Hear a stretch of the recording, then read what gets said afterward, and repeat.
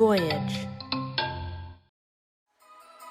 When the holidays start to feel a bit repetitive, reach for a Sprite Winter Spiced Cranberry and put your twist on tradition. A bold cranberry and winter spice flavor fusion, Sprite Winter Spiced Cranberry is a refreshing way to shake things up this sipping season. And only for a limited time. Sprite. Obey your thirst. In Walmart's Nouvelle, time was ticking away. Only a few nights left till the big holiday. But last-minute gifters had no need to worry. Walmart Express Delivery got their gifts in a hurry. From Nintendo to Nespresso and Lego flowers, they could check off their lists in as fast as an hour. All of Nouvelle, East, West, South, and North, could order gifts up until 5 p.m. on December 24th. So this holiday, just do as the Who's do. With gift delivery this fast, they all gasped. From Walmart, who knew? Subject to availability, terms and fees apply. Oh, Hilton stay, your beds are soft and cozy. No lumpy couch, no stiff futon, no shower line at crack of dawn. Oh, Hilton stay, our holiday you're saving. When you want holiday comfort you can count on, it matters where you stay. This season, enjoy spacious, comfortable rooms and friendly service when you book with Hilton instead. Hilton for the stay.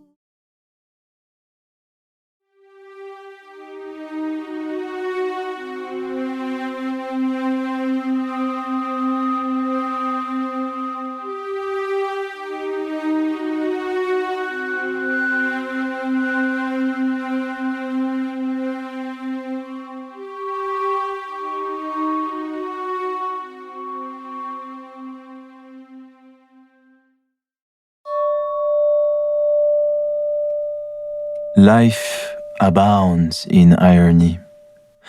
The sooner one makes peace with it, the better. My name, for instance, Gerfried.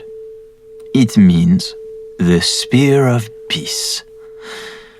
Perhaps my parents cursed me with irony. Americans are always in such a hurry. A hurry to work. Why? As if work was the meaning of life. I decided long ago, work was just the means to enjoy life.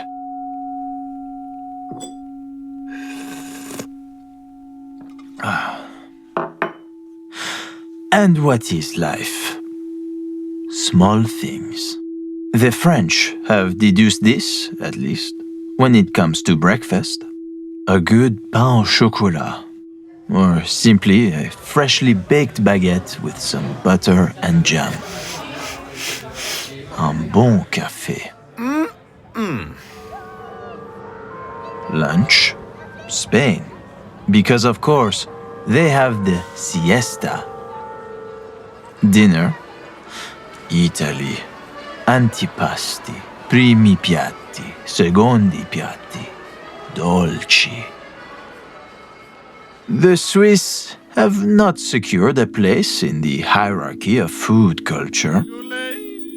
Our primary achievement has been managing to remain neutral for 200 years. In 1815, the Act of Perpetual Swiss Neutrality is signed. The Congress of Vienna recognizes Swiss neutrality. In 1920, the League of Nations recognizes Swiss neutrality. In World War II, the Swiss continue trade with the Allied powers and the Nazis, and thus benefit from both. I continued that legacy. I've taken care of a North Korean minister and a South Korean judge, a Sudanese governor, and the Russian oligarch who invested in their cobalt mine. No party who has hired me has ever been aware of another party.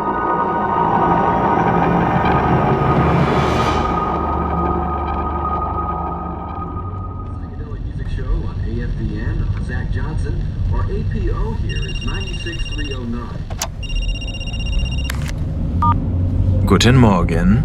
Herr Gerfried, you are en route. Ja. You have received the location. Si. And you're confident you can execute the particulars of the assignment. Oui. You're a strange man. Yes. I do have several questions, though. Go on. Secret Service will have a perimeter of 500 yards. The caliber you prefer, the precision of the shot, and that range are not easily compatible. You will be able to get closer. How? There will be twin cranes holding up a party flag and an American flag. You will climb the party flag crane. This will give you the angle to go over the glass you'll be speaking from behind. Not a position friendly for extraction. You will walk away. Trust is not a part of our relationship. I need assurances. I can give none. Have you received your payment? Yes. That's all the trust I can offer you. If you wish to back out, we expect the money wired back today. No.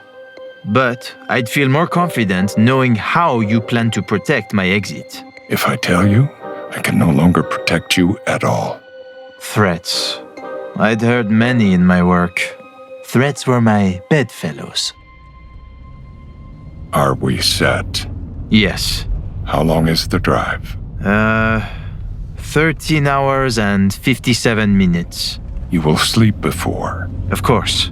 Fine. We're done then. Viel Glück. Au revoir. Driving across America. I've done it many times before. Everywhere is the same. The same nightmarish fast food. An abomination, this cuisine. The same 4 gas stations with nothing but energy drinks and tabloid magazines. The 2 favorite pastimes of Americans, it seemed. The only thing that gives me a bit of mirth is the sex superstores. Usually after a highway billboard asking me to accept Jesus as my Lord and Savior. I sometimes visit them, not to buy anything, just for a laugh. I browse the shelves of strap-ons, vibrators, and fetish pornography, and stare at the uncomfortable truck drivers, suburban fathers, and the occasional heavy-set American couple, until they get uneasy and walk away from me. Once, just to amuse myself, I charmed one of those couples. They were, unsurprisingly, quite deranged behind closed doors. I pleasured the man's wife in front of him. She climaxed within moments, leading me to believe this was the first time they'd done anything like this, and the novelty had given her a thrill. I looked over at him as I satisfied his wife, and he loved it. He slipped me a couple of hundreds before I left their ranch-style home, as if I were a prostitute. In a sense, I was, although he could not have known that. The quiet ones were who you had to watch out for the most. Perhaps I was living proof of that. The hours of operation of these sex superstores might be the most humorous part. Some are open 24 hours. Some close early on Sundays. I can only hope because the proprietors are busy accepting Jesus as their Lord and Savior. Eventually, Denver. A bright yellow-green construction worker jacket and a hard hat already in the room, neatly folded onto the bed. Bed. Sleep. Dreams of Sardinia, of Monaco, of Madrid.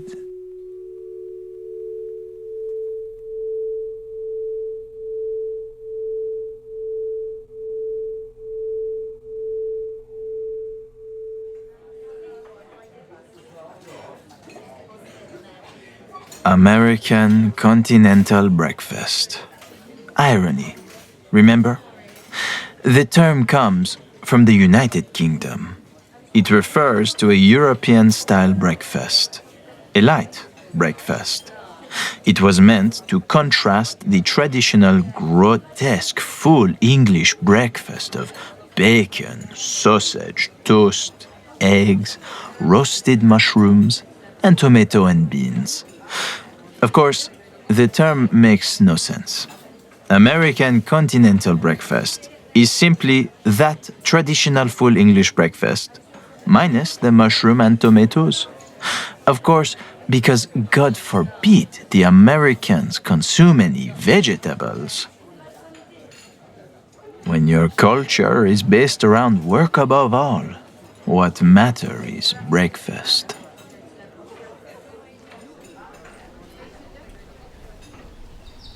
There was a tree outside my window. A blue jay alighted on a branch and looked at me. This was life. This moment.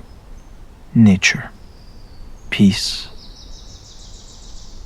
Quiet. If only all of life could be so.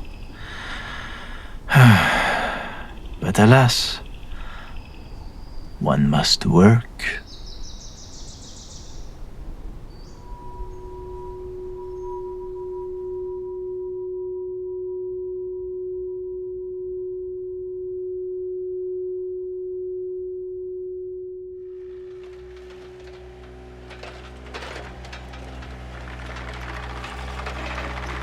It seemed to be at least 200 feet tall. The steel monolith loomed above me. Though there were Secret Service nearby, no one stopped me or questioned me in my uniform.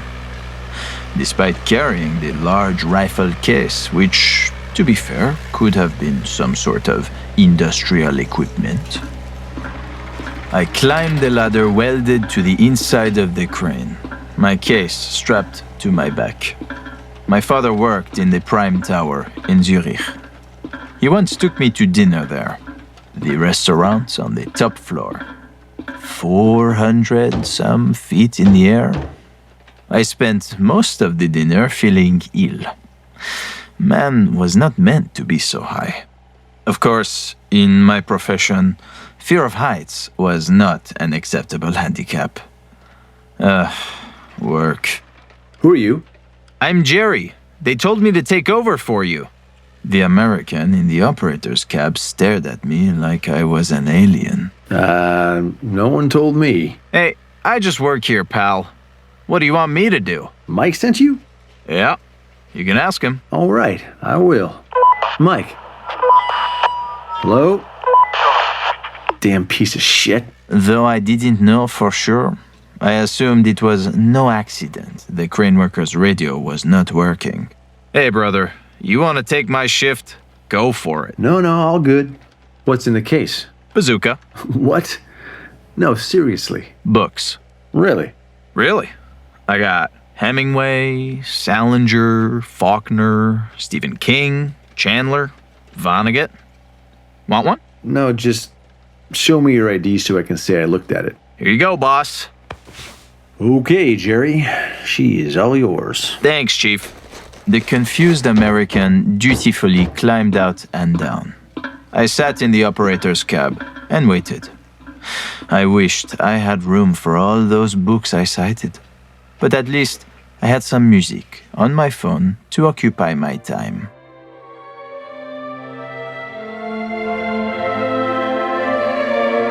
Music. This is what life is for.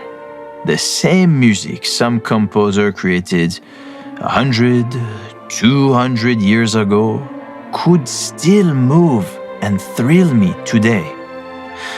I was taught the hammered dulcimer as a child. Perhaps I should have been a musician. But a musician, in most cases, is poor. And I enjoyed things at times that were expensive. It was a trade. For this life, there came a cost. Today was the cost. Slowly, they gathered like so many ants. I assembled my rifle. and climbed out of the operator's cab and down the ladder to where I could be close enough, in range, to achieve the assignment as directed. My fellow Americans, we're here together, today, for love of country. We're here because you're brave enough to imagine a future where you get something different than the same old politics you've known your entire lives. If the assignment had simply been to kill him, this would be a lot more practical. Denver already knows this is possible. Colorado already knows this is possible. And guess what? We're thriving. The National Independent People's Party isn't some fly-by-night operation. We've been in American politics since the 1960s, and it's taken that long for our message of peace to be heard. But no, it was much more specific than that. A precision strike. But today it is heard. It's heard from here to California, to Florida, to Pennsylvania, to Wisconsin, to Alabama. The hope was always to be one and done. But with this distance and the wind, all that could be was hope. It's heard in Texas, in Georgia, in Louisiana. It's heard in Arkansas and South Carolina. And you know where it's heard most of all? Washington. They're afraid of us. You know why? Because we are the voice of the people. And those in power will always fear the voice of the people. Hope.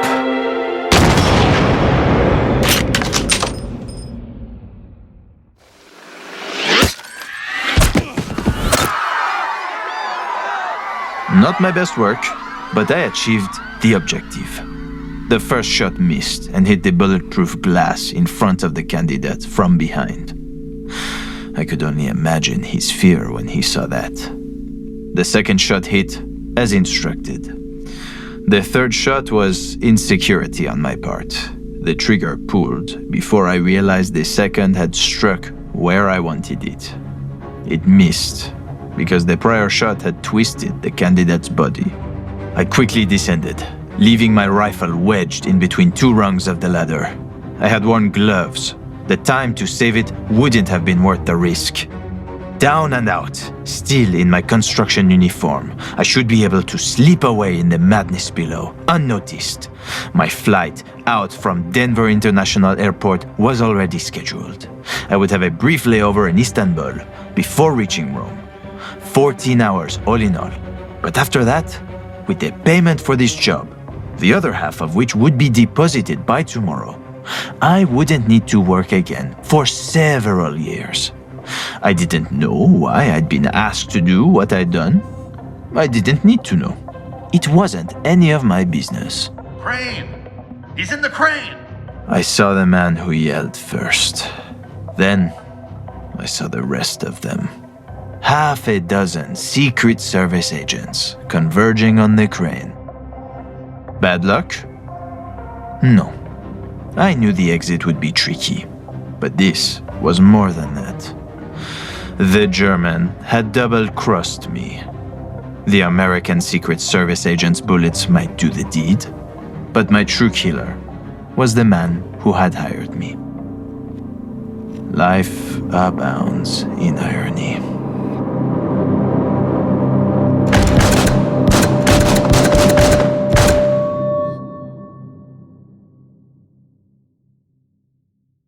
Ever since Felix had stumbled into the Denver field office and said my name, it seemed my life had become insane. Agent Volkov and I were briefed from on high and allowed access to the scene of the assassination attempt due to our investigation. Within minutes of our arrival, Secret Service tried to stonewall us. Excuse me. We are still processing this scene. Who had oversight? I did. And you are? Agent Ackerman. What's your grade level, Agent Ackerman? GS-13? I've never heard of you. You know everyone in the service by name? Most. I haven't heard of you either. That's supposed to mean something? How does a shooter get inside your perimeter, onto that crane, with a rifle, without anyone noticing? From what we've been told, no one even recalls vetting him at all. He's not on the crane crew. We're still gathering information. This is beyond negligence. If we were properly staffed... Don't give me that shit. This isn't staffing. This is either nuclear-level stupidity or... Or what? Let's lower the volume here. You are here as a courtesy. This is my scene.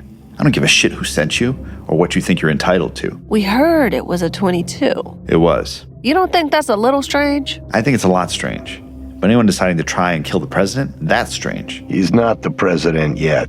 Is the candidate stable? One hit, right shoulder, in and out. All things considered, he was incredibly lucky. Barely staggered him. He walked off stage on his own power. Where's the body of the shooter? In transit to the medical examiner. We need to see it. Great. Then you can leave my crime scene. You really think this was... I do. People screw up. Even you guys. Not like this. You think he was in on it? Don't know yet. After that debate, everyone thought Dirk was weak in the knees, shaky. They won't think that anymore. You want to kill someone. You don't use a 22. Mm-hmm. How do we prove it? Connect the shooter. If we can prove who he's connected to, we can prove it all.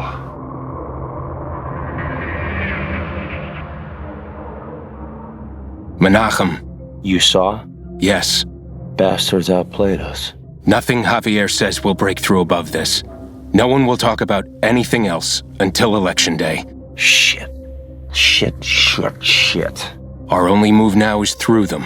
How? The Schwarze? Mickey. Sorry. Old habits. Yes. Her. No more tap dancing. I'll call her. Can we trust her?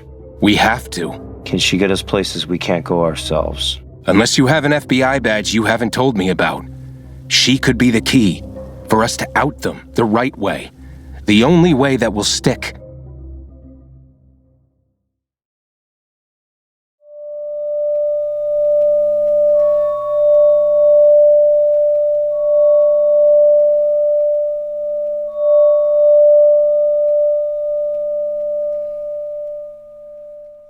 It had been a long day.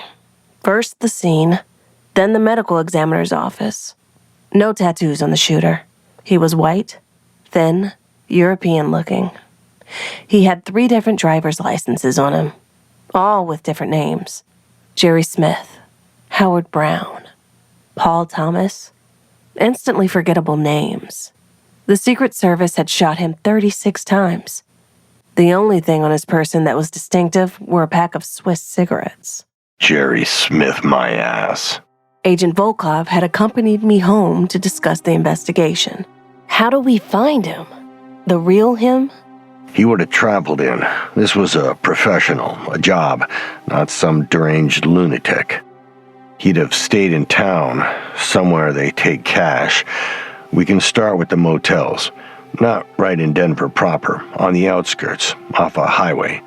Somewhere shitty looking. He'd have given a fake name. Of course, but they might have security cameras. That could help us ID his car. Which will be registered to a fake name. At least in some specific state. Somewhere we can start a breadcrumb trail. Same shooter as candidate Wolf's wife? No, completely different MO. That one's still alive, as far as we know. We need them both if we can. My eyes are closing. What time in the morning? I'll be up by 6. Can you dig deeper into our friend Agent Ackerman by then? Fortunately, I'm a very amiable fellow. I'll make some calls tonight. Thank you. Get some sleep.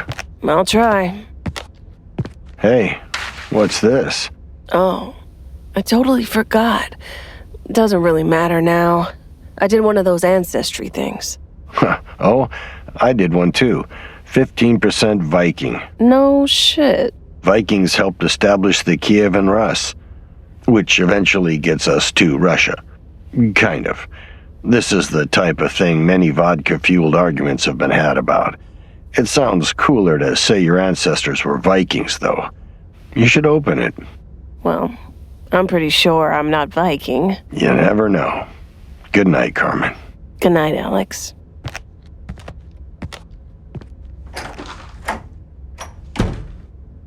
I fingered the envelope absently.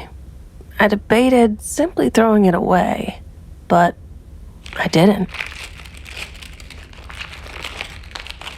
I had ordered the test from a company that specialized in ancestry, family trees, and so on. I saw my mother. I saw the percentages. A surprising amount of Indian, though I remembered learning that the Romani people had originated in the Punjab region, so that made sense. Then I saw something that made no sense. A surname. A family line that kept coming up in the family tree. Bentley. Bentley? Bentley. The side of my family my mother refused to talk about. My grandfather was Harley Bentley.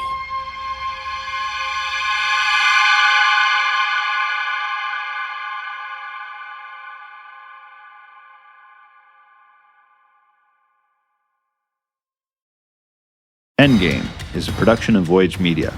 The series is produced by Nat Mundel, Robert Mitas, and Dan Benamor.